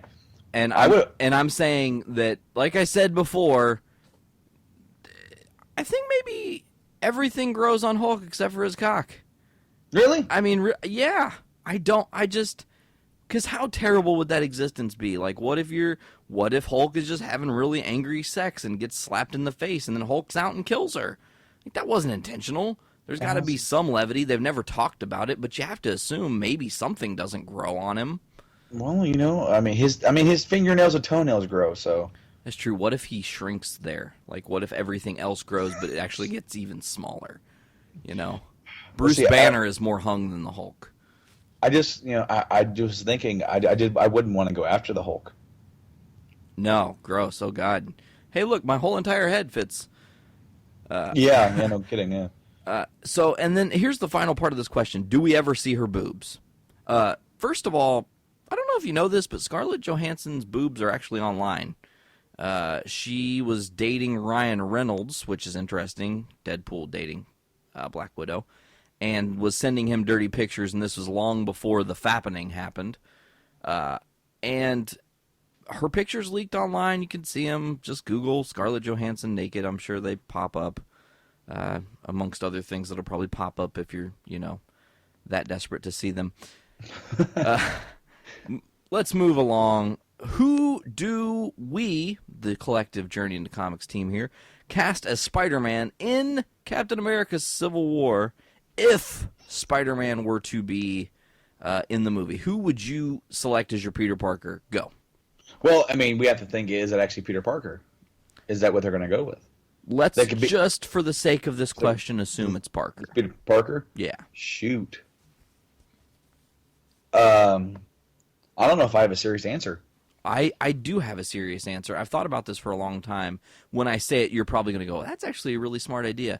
Go for it. I think the perfect person to play Peter Parker because of his age, because of how his face is he very much has a baby face, so he could pull off a younger himself. I think Aaron Paul would be... What? That was my joke answer. Really? Yes. No, I'm serious. I think Aaron Paul as not as Jesse Pinkman, but Aaron Paul would make awesome. He would make an awesome Peter Parker. Are you kidding me? Well, see, I was thinking, yeah, webbing, bitch. After you said your bit, I was gonna go with Aaron Paul. That's crazy. So we're on the same page. Aaron Paul for Spider-Man. We'll get that trending, hopefully. That is crazy. Yeah, but because I couldn't think of anybody, and I'm like, Aaron Paul. That would be kind of funny. I mean, he's got the head, the hair, the whole nines, the body style. He's young. He's athletic. He just did an action flick. Maybe he's a little short for Parker. Oh, Spider-Man could be short though. That's the beauty of that character, because he can appear to be downsized compared to some of these other heroes that are around him. That's what makes Spider-Man Spider-Man, is that, he's standing next to these guys and he's looking up at them, and then he's just as badass as they are. Okay. I like it. So we're in agreement there. Brandon, give me a couple questions that you pulled from our collective questionings. All right. One of my friends here sent in a question, and see, the thing is that we have a lot of discussions, right? And one of so I've actually been asked this question before, and I've actually answered it with either answer. Who would win in a fight between Sephiroth or Gray Fox? Sephiroth from Final Fantasy VII, Gray Fox from Metal Gear Solid. And first off, I'm going to point out that he misspelled Sephiroth's name. For shame. which he's probably going to argue that that's how little he thinks of Sephiroth. Uh-oh. Because he typed it as Sephiroth. Cool. So Sephiroth. Now this argument has been had between me, him, and Mike. Of course, this kind of answer that asks this question is, of course, the one and only Decoy Octopus. Yes, that was awesome. Nick Torres asked this. He sent this in, and I think it'd be a really good fight.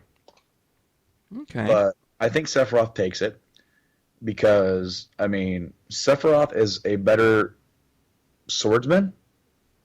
He obviously knows how to handle that big old mass moon. Gray Fox has other things going for him. One, he's a goddamn ninja, which that's always good. That's why Batman's so great. No, number two is that was he a ninja before he was actually a cyborg? Maybe. So that's debatable. Number three, he's sort of a knockoff Mega Man. Ooh. With that cannon. Granted, he can shoot the cannon, and he does he did destroy a radome with the cannon. Sephiroth, Nick always argues that we go to Meteor. Well, Sephiroth can't summon Meteor if he doesn't have the black materia, so if he doesn't have the black materia, then they fight one-on-one. It'd be a very interesting fight. I think Gray Fox is a little bit more nimble, so he could use that to his advantage and get around Sephiroth's big giant sword. But Sephiroth is also very capable himself. So I'm going to have to go with Sephiroth. Okay. I would have actually picked Gray Fox, honestly. Just based on the fact that he's a ninja cyborg, man. He's lightning fast, super agile. Sephiroth is very meticulous, and he'd pick his points and stuff. But maybe, a little bit of crazy on a Gray Fox would be the tipping scale that would cause him to win. Sweet. So let's go back here to so you have a few other questions. I guess Nick has another question. We'll go with another question from Nick. Sure. This is not related to anything that we've talked about today. What is your favorite ice cream? Ooh, I love, there is a brand of gelato, which I cannot think of. If I ran to the cupboard right now, I still have the little tubs. But they come in these little tubs, and they've got this flavor that's chocolate coffee. And it is the greatest thing I've ever had. The first time I ever bought it, this is an admission of a fat kid. The first time I ever bought it, they're little, like quart-sized thing. Maybe not even a quart, maybe, smaller. I bought this thing. I bring it home. I forget that I have the ice cream. The next day comes. I'm like, oh, my God, I have this ice cream. I'll taste it. I haven't never had it before. So I took a bite, and I was like, okay, this is done. And I finished the entire thing in one sitting. So I have a question. Okay. You keep your ice cream in the cupboard? No. I have just empty jars. Okay, so you keep them. Yeah. After okay. Because they're plastic, they're really good for storing things. I store spray paint caps and art brushes, stuff like that. They're good for storage, I guess. Okay, because the way you made that sounded like to me, like you buy ice cream and go, "This is awesome. Let's put it in the cupboard." Yes, and I let it melt, and then I just drink it. There you go. For me, I'm gonna have to go with one of my favorites that I've had recently, which of course you can always just go straight down with your regular flavors. But there's this birthday cake flavor from, I believe, Blue Bunny that has like this blue icing in it. Okay. It is like sweet diabetes. It's awesome. It's also got like little confetti, those sprinkles. There's also, I love the little Samoas. Ice cream that has little bits of Samoa cookies from the Girl Scout cookies in there. Oh, nice. Those are amazing as well. But so I'm gonna have to go with probably one of those. Of course, the Samoa's one is not around year round, so let's go with the birthday cake. I like that. So you can get your birthday cake and your ice cream in the same thing. Nice. I remembered exactly the name of the brand, or the name brand, my fault, of my gelato that I like, which is still ice cream. It's just whatever. It's a name thing. It's called Talenti. So, I'll have to check that out. Yeah, they're really good. They've got a lot of different creative flavors. Like I said, chocolate coffee's great. They have like a mint chocolate that's really good. They've got all kinds of different flavors that are just pretty awesome. So that's a great brand, and anything you pick from them, you're not going to be disappointed in. All right, so more non-anything question. What's your favorite brand of toilet paper? From our friend Dick.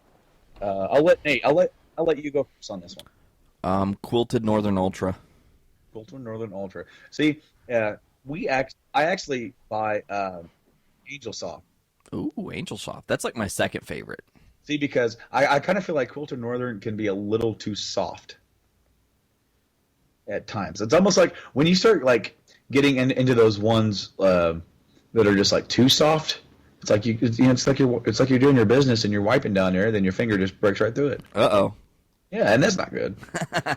So, but I mean, Angel Soft is like a little bit tougher than that, but it's not sandpaper either. So. Yeah, that's true. All right, so thank you, Dick, for that meaningless question. Now we're going to end the questions here, I guess, with a discussion that I've also had. This is also another one from Nick, and I'm interested to hear what you have to say here. What is the best video game villain of all time? You're asking me this question? I'm asking you this question. Decoy Octopus. Yeah! Yes, I got him again. Man, this is hard. I thought about this, and I wrote down Ganondorf for a number of reasons. Longevity, he's just super badass and epic, but I'm very flip-flop. There are so many other Bowser. I mean, come on now. You know, and I hate to say that we're just talking about Nintendo right now, but those are the two that really stand out the most in my mind. All right, I'm going to go ahead because my answer can actually change, I guess, varying on the day, however I feel, whatever I'm playing. But I'm going to go ahead and say what me and Nick have talked about because I actually like his point here, and this is actually his choice. And I do agree with it somewhat myself. That is Joel from The Last of Us. Okay. That's okay. So you're playing as Joel in The Last of Us. That's who you play as in this game. And have you beaten The Last of Us? I haven't, but it's past the statute of limitations, so spoiler away. Okay. In this game, it is hinted at before the events of this game, he, during the downfall of society, was not a very good person. Correct. He robbed people, killed people, did whatever he needed to do to further his own means. And at the beginning of the game, he loses his daughter as everything's going to crap. And that sort of sets him up for his path. And when you start playing as him, you're playing as someone who's smuggling in drugs into the safe zone. So you're already sort of playing as like that typical Grand Theft Auto type character who's just kind of like the anti-hero. But what happens over the course of this journey, he has to get Ellie across the country because she is the cure for humanity. But when he gets her there, he doesn't know what that entails. But when he gets her there, he finds out that in order for her to be the cure for humanity, they have to drill inside her brain and she has to die. So, and he took her across the country on foot with some vehicles. They had a long journey. It was almost a year-long journey to get her across the country. And they've grown. At first, he didn't want much to do with her. But, of course, she's the only one around. And they talk, and they get close. And it's like he lost his daughter, and in a way, he's found another one, you know?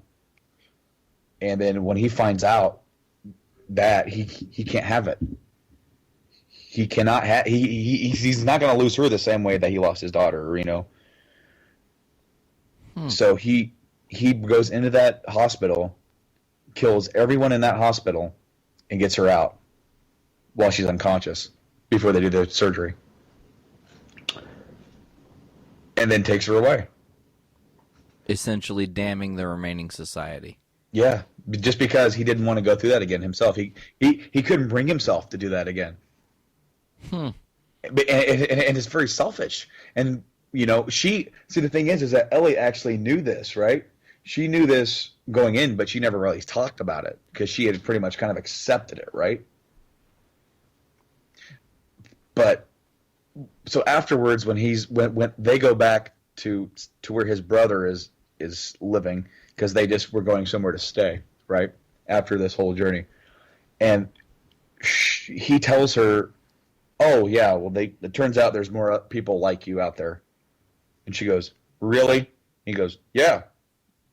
He lies to her in the end. And it's almost like slowly throughout the game, right? He is like becoming a better person from who he used to be. And then at the last second, he goes through and kills all these people for his own personal needs. Yeah.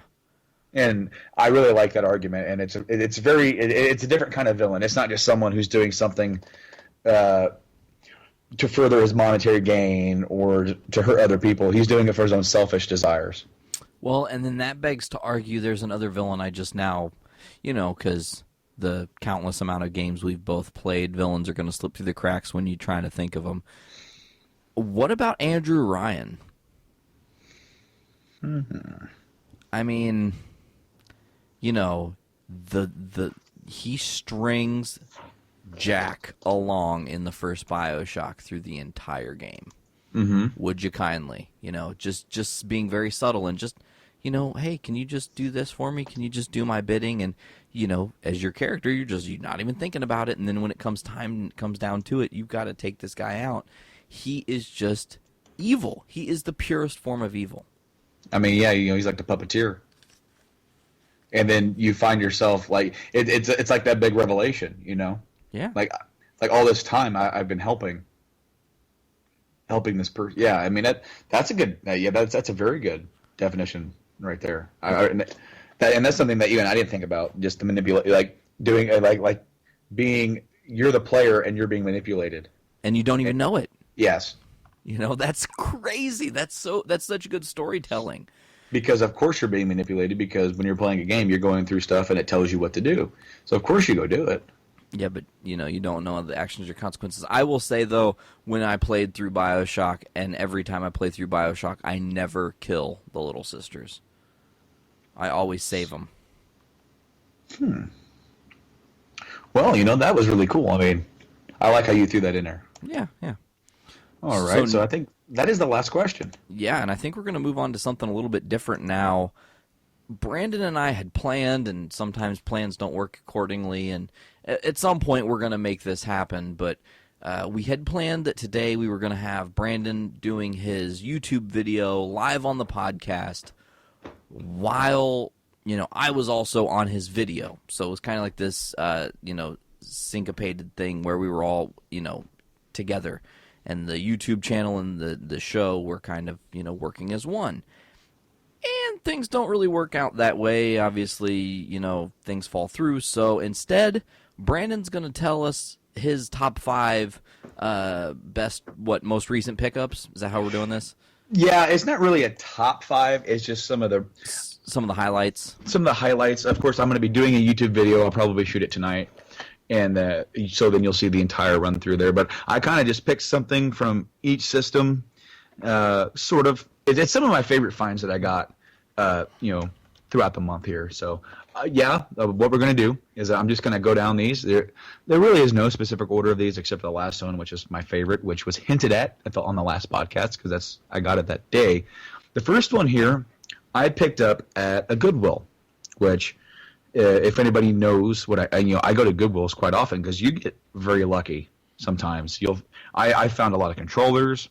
I found I got an N64 controller once with the little Game Boy pack put into it, where you can put your little Pokemon cartridge and play Pokemon Stadium with your Pokemon from your actual games. Or do like I did and use a Pelican on your Pokemon Yellow and create. I swear to God, I did this. I had the Pelican for Game Boy Color. I put the Game Boy, the Pokemon Yellow in the Pelican, created a Snorlax at level 100 with Explode, went up against Mewtwo in Pokemon Stadium, used Explode as my first move. It leaves 1 HP for Snorlax and kills Mewtwo. Anyway, so... I found Duke Nukem 3D for the PC. Now, I remember when this came out, way back in like 96. because back then you had some big PC games like Wolfenstein. You had Doom, but I just remember like the attitude of Duke Nukem. I remember playing this, and it just kind of sticking with me throughout the years. And I've never been one for first-person shooters. Back then, for PC, I played a few of them, like the ones I listed, and then of course, on consoles, GoldenEye is probably the apex for me as far as first-person shooters go. I never really got into them after that, but when I saw this, and it was $2. And it came, in this little jewel case. It just very simple here. I haven't even put it in my computer to see if it works. But Duke Nukem 3D, very happy about that one. Next here, I got a good deal on some Vita games from a coworker, Mackenzie. Thank you very much. And one of those games is probably the best Vita game that you can buy, Uncharted Golden Abyss. Now, I had this game on PS Vita. I think I got it when I got the Vita through the PS Plus. But I wanted to get a physical copy of it, because that's a big thing for me, is trying to find physical copies of games that you get digitally. Sometimes they're not possible. Like there's a newer game that I've been hearing so much about on the Vita, but it's not physical. So I need to either just bite the bullet, buy it digitally, and that's my only choice because it's not out anywhere else. Well, actually, I think it might be out in Japanese, but I don't understand Japanese. But so that would defeat the purpose because it's a damn RPG. So I don't even know what I'm going to be doing. But Nate, did you ever play Uncharted? Golden Abyss? Yes. Yeah, dude. That was actually I didn't want to interject, but that was actually my first Vita game I ever bought. Yes. Sarah and I bought a Vita, and I bought Golden Abyss, and she bought Touch My Katamari. And awesome. Yeah, absolutely. This is not made by Naughty Dog. It's made by Ben Studio, which, Nate, do you recognize Ben Studio? I feel like I should. Well, maybe.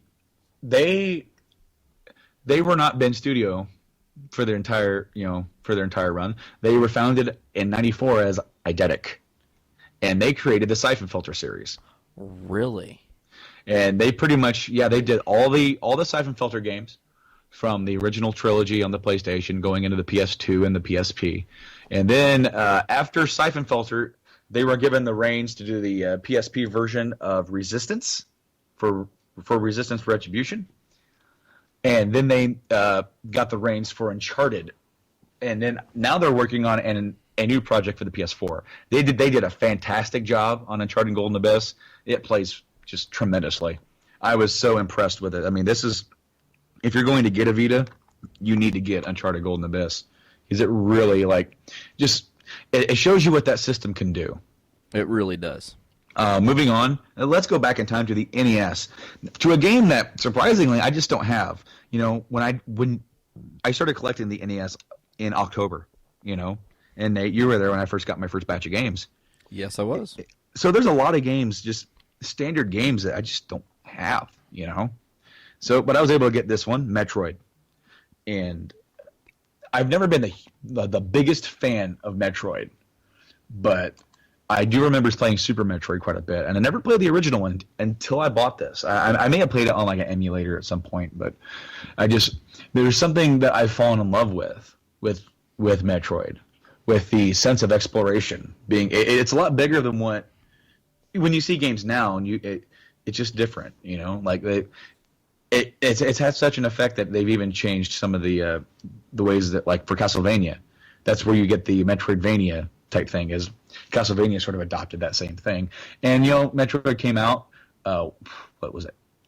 It came out in '87 here, but originally it came out in Japan on the Famicom Disk System, which was an add-on to the original Famicom, which is the NES over here, and they came out on floppy disks. Nate, they actually had these little floppy disks that you put in, and that's how they were releasing some of these games over there. And eventually, when that never came out over here, and so when they were getting ported, they had to do some changes to the sound and everything and the music, and to port it over to actually get it on the American console.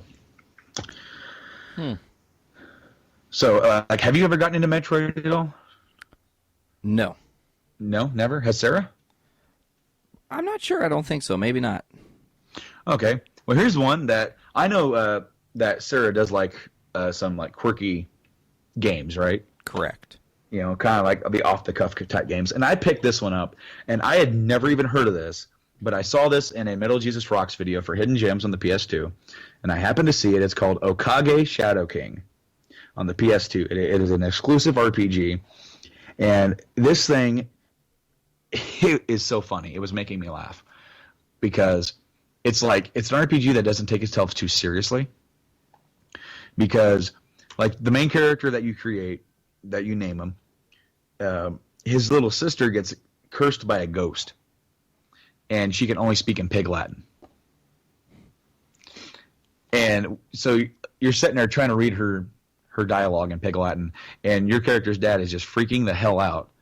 Like, we need to do something to save her. And then, the grandfather's like, but the doctor said it's not life-threatening. He's like, son, would you go to the depths of death to save your sister? And you could say, pick your choice, And then you end up getting bound. You end up getting bound to the Shadow King, who is, I believe his name is Stan. And this came out in 2001 for the PS2. It's very neat. I was very happy to pick this up, and that's one thing that I also love doing is going on YouTube, seeing these other videos, just introducing you to games that you just, when you look at them out in the wild, you would never even know what they are. You would not even look twice at it. You would just move on to something else. But do you remember, Nate, these first PS2 games that they came out with, they have a different backing to them. Do you remember that? Yeah, didn't they? The original PS2 discs were blue. Yeah, and that's because they're not DVDs. They're still CD-ROM, right? They're still CD-ROMs. Crazy thing. We actually have Okage Shadow King. Do you really? See, yeah. I mean, I kind of figured you would, or she would at least. Yeah. That just kind of seemed like kind of the title that she would kind of latch onto, because after knowing her and knowing what she is into. Now, the top finder here for me is not anything rare. This isn't a rare thing to find, but it was just so cool that I found it in the condition that I found it in. And I sent a picture to Nate last week before we did the podcast for the Civil War. And it is a complete in box Super Mario 64. Everything's in here. Manuals, little slips of paper. The cartridge was still wrapped in plastic. Now, the plastic has been opened up around the box. And as I opened it up to look at the manuals, you can slide the cartridge out, and you can take the cartridge out of the plastic. So I did test it to make sure it worked. But I didn't spend too much on it. It actually wasn't expensive. But to me, it was just, I'll be honest here, I didn't own Super Mario 64. It was the first and one of 5 games I owned for the 64. Right. Until the end of the life of the 64. But you didn't have a 64. No, I didn't. I had a PlayStation, and I bought a 64 in 2005 or 6, and I bought it on a little bundle on eBay or something. It came with a lot of the wrestling games, a few other games like Star Fox 64, which ended up disappearing.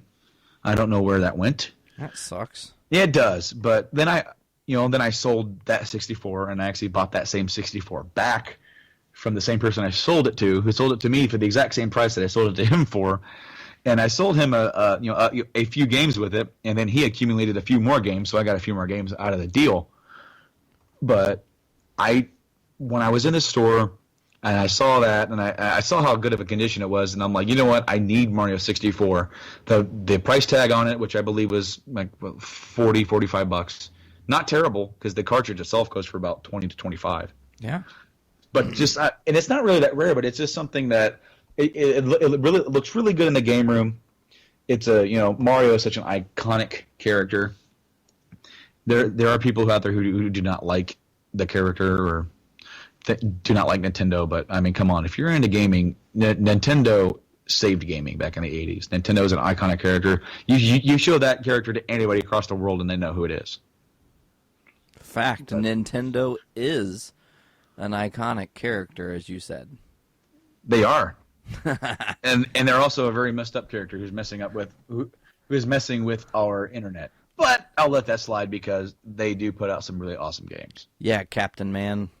Captain Man. But anyway, those are some of my highlights for the video. There are a lot more games. I think I have at least over 25 games. Holy bejesus. That And usually means about a 10.5 to a 12-minute video on the Well, low end. Sometimes you I'm get a- up on the higher end in the 20s, and I'm like, yes, more content. yeah, it does happen. It happens, right, Nate? It does. It happens. That's the catchphrase. You know what's pretty good? I have probably not said in the entire episode until right then. I Really? think I did a really good job. I've been trying to be very conscientious of it, making sure I don't drop it. So before we close, we are journeying to comics, and I feel like a dickbag sometimes because we don't have a lot of just comic book news. And we have a lot about the movies, and we talk about TV shows, and we, everything that involves comics, but not a lot of time do we talk about comics itself. So with this episode being, on the cusp of 2 hours right now, we'll close with this really quickly. I just want to tell anybody and everybody who listens to this show, if you're interested in getting into a new comic about an older character and you want to have some laughs, check out Ant-Man. Ant-Man #1 just came out 2 weeks ago, I do believe, from Marvel. And here's a couple things I noticed in reading it. I read it last night, and I read it 2 times to make sure I really understood what was going on. The story is Ant-Man, Scott Lang, not Ant-Man, Hank Pym.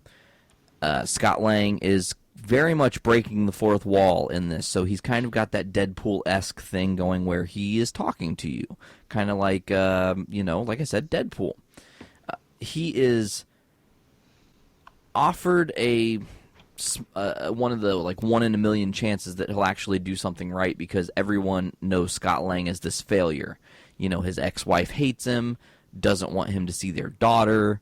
So he gets this opportunity from Tony Stark to, if you can break through my security, I will let you be the head of my security. And essentially, we can, be awesome. And there are a bunch of other superheroes that are trying to get the spot. I know Beetle tries to get it. There's a couple others. I can't remember who all is. Why can't I think of this? This sucks. Anyways, it comes to pass that Beetle is going to cheat the system and sleep with Tony Stark so she can, quote-unquote, plant something on him to figure out how to break the security. While she's doing that, Scott Lang shrinks down, gets really tiny, and he does it himself. Now, like I said, I'm not going to give too much away. There's a lot of really funny dialogue and stuff that goes on, and like I said, fourth wall being broken. But one thing I really loved is at the very end of the issue, Scott Lang takes his daughter to a toy store, and he buys the Iron Man Skyrise apartment toy, okay? And then he shrinks her down with him. They get inside the toy. He has his phone inside the toy with a movie ready to play on the screen, but they're so little it looks gigantic. Like his cell phone, Yeah. watching a movie on a cell phone, right? It's just like I said, as a whole, I'm not going to spoil a whole bunch of stuff. I will say that he does say a bunch of really funny offhanded stuff. There's some cursing, which makes it a little more interesting and more real. So if you haven't read anything about Ant-Man, the movie is coming out, and you want to do something and try something that's new, and you do like reading comic books, this is a good place to start. So that's what I'm saying as far as comics books are concerned. At some point, Brandon and I are going to start talking heavily about the Walking Dead comics again. We're just trying to make sure we're all on the same page here, because somebody's behind. I don't know who that would be. Brandon. Okay, anyways. Okay, so that was the episode, folks. It is the snow apocalypse. Be safe if you think you're stupid enough to travel, if you're in an area of the world that does have snow. Not all of you listening have snow or have ever even seen snow, probably. So, other than that, Brando, I think we wrapped this one up nicely. Oh, yeah, man. It's been pretty good. It was pretty good. As always, I'm Nate. And I'm your other host, Brando. And we are Journey into Comics, and we'll catch you guys next time. See you later, guys.